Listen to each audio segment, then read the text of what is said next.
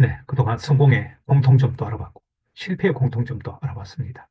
이번 시간에는 성공에도 법칙이 있더라.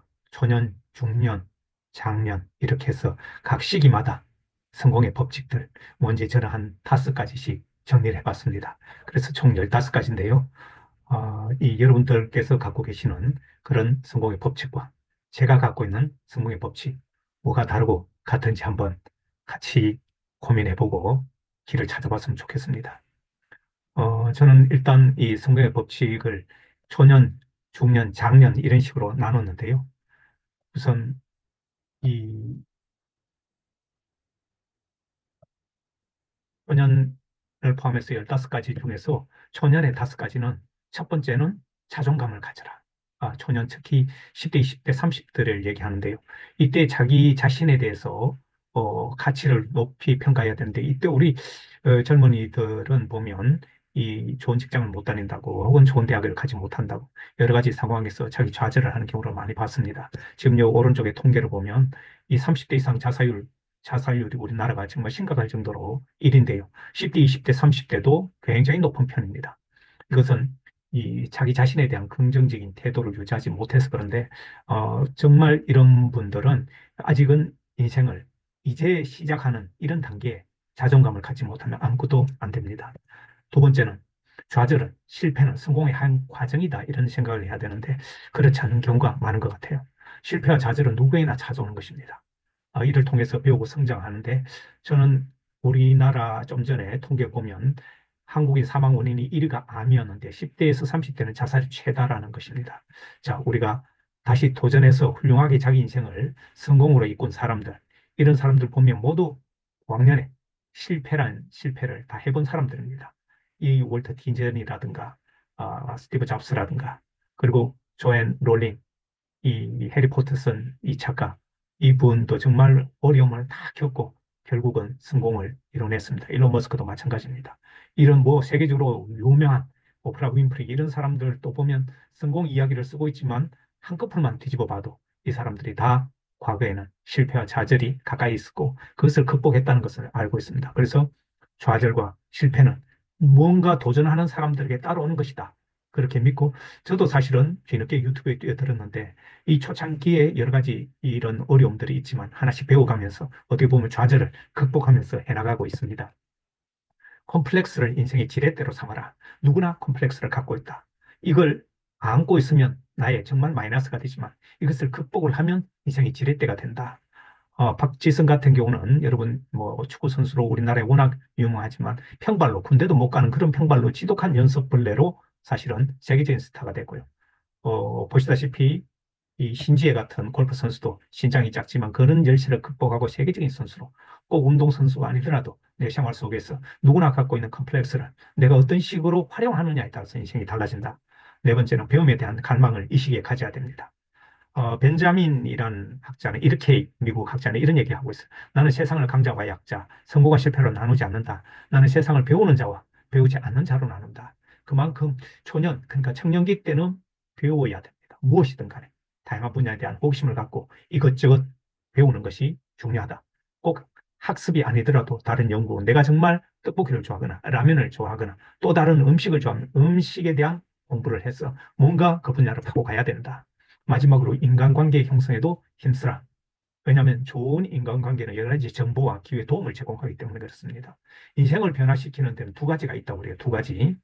땡과 땡땡이 있다고 했는데 땡은 하나는 책이고 하나는 인간이라고 그랬습니다. 내가 어떤 책을 읽느냐에 따라서 내 인생이 바뀌고 내가 누구를 만나느냐, 사람, 누구를 만나느냐에 따라 내 인생이 바뀐다는 것입니다. 특히 젊을 때는 인간관계 형성을 잘해서 내가 누군가로부터 추천과 기회를 받을 수 있다면 좋습니다. 여러분 여기 보십시오. 현직에서 성공하는데 가장 큰 걸림돌이 되는 것 1위가 인간관계라고 그랬습니다. 인간관계 그만큼 어렵다는 것입니다. 이 두 번째가 인맥, 혈연지혜는 하길 이것도 역시 인간관계입니다. 인간관계가 좋으면 이런 것을 극복할 수 있습니다. 그래서 생각보다 저도 인간관계를 중요하게 생각하지 않았습니다. 그렇지만 세월이 흐르고 보니까 이런 인간관계가 인생을 통틀어서 굉장히 중요하구나 이런 생각을 하게 됐습니다. 자, 젊은 시절의 4가지, 5가지. 여러분 다시 한번 생각해 보시고 이제 중년으로 갑니다. 중년으로 갔을 때 또 한 5가지. 이 무엇일까요? 여러분들이 갖고 있는 생각과 제 것을 한번 비교해 보시죠. 저는 젊은 시절에 가장 중요한 것이 첫 번째는 배우자를 잘 챙겨야 된다. 그렇게 생각하는데요. 배우자를 왜 챙겨야 되는가? 그 부분에 대해서 여러분들하고 얘기를 나눠보겠습니다. 배우자를 챙겨야 되는 것은 우선 여성은 갱년기에 빠지기 쉽고 남성은 권태기에 빠지기 쉽고 자녀는 사춘기, 정말 인생에서 위기 상황이 올 때가 중년대입니다. 그리고 우리나라 이렇게 이혼율 조사해 보니까 40대 초반 남녀 이게 중년의 시작이거든요. 이때가 이혼율이 가장 높다고 하니까 인생의 영어에서도 midlife crisis라고 해서 이 중년 때가 굉장히 중요하니까 이때야말로 배우자를 서로 챙겨야 될 때다 이런 생각합니다. 두 번째는 건강 관리를 최고해라. 이제 중년이 되면서 남녀 모두 신체적 변화가 나타나는 시기입니다. 더욱 잘 챙겨야 되고요. 우리나라 30, 40대 돌연사율이 세계 최고라는 이런 데이터도 나와 있습니다. 세 번째 좀 막연합니다만 하늘도 덮는 자가 되라. 성실하게 살아가면서 주변 사람들에게 선한 영향력을 이것은 곧 덕을 쌓는 시기를 의미하는데요. 제가 좋아하는 이 천상운집이라는 이 사자성어 1000가지 쌍스러운 일이 구름처럼 몰려들라. 이게 여러분 식당이나 좋은 레스토랑 같은 데 가면 이렇게 많이 붙어 있습니다.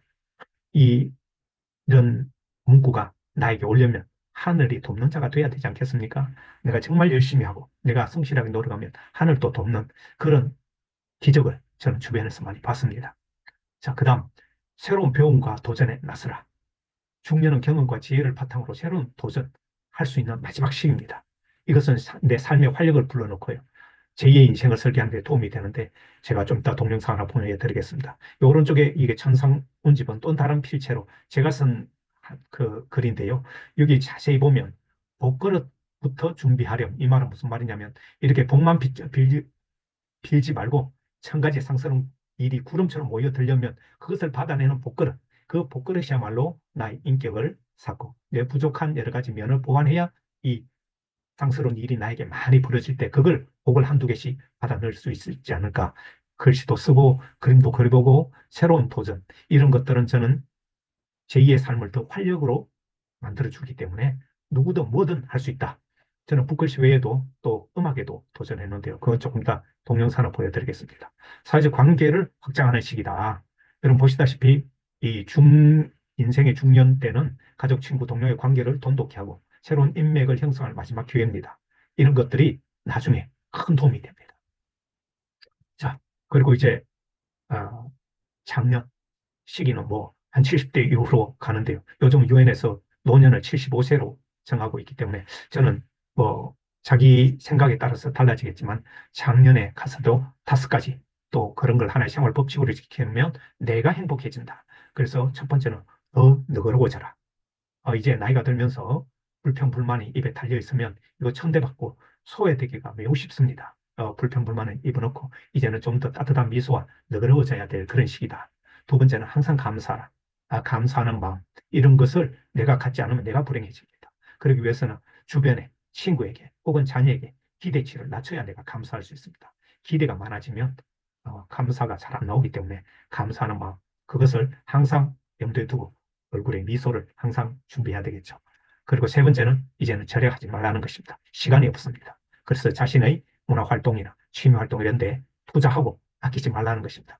요즘 그 그래프를 보면 액티브 시니어들이 투자와 유행을 이끌어간다 이런 데이터도 나와 있습니다. 네 번째는 새로운 취미에 나서라. 제가 이런 붓글씨 대학에서 하다가 저는 이제 사회활동하면서 손을 놨다가 이제 다시 한번 시작했는데요. 하늘도 덮는 자 천하무적이다. 뭐 이런 글도 쓰고 애의화안이라고 사랑의 자, 사랑의 언어를 쓰고 그러니까 평화로운 그런 얼굴 모습을 하면 좋다. 애의화안 뭐 이런 것도 쓰면서 정말 또 좋아하는 사람들은 이런 걸 써서 주면 좋아해요. 새로운 취미를 만들어 보라. 그리고 마지막으로는 메멘토 모리. 이제 죽음을 기억하라는 뜻이죠. 언젠가 누구인가는 닥치는 그 죽음 왔을 때 내가 기꺼이 일어나서 갈 수 있는 그런 후회 없는 삶을 살기 위해서는 특히 인생 후반부를 잘 살아야 될 것 같습니다.